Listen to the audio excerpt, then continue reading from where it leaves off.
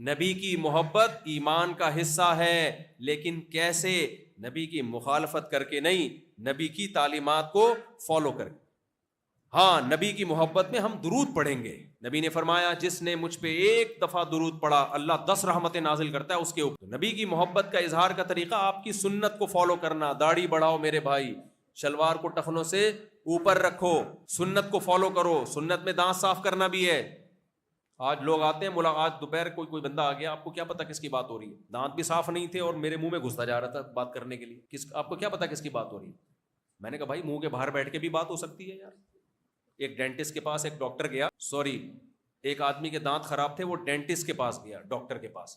Doctor نے کہا منہ کھولو، اس نے اتنا بڑا منہ کھول لیا نا، ڈاکٹر نے کہا میں باہر بیٹھ کے ہی علاج کروں گا، مجھے اندر جانے کی ضرورت بولو نہیں۔ دانت صاف کرنے کا حکم دیا، گٹکے والے کے دانت صاف ہو سکتے ہیں؟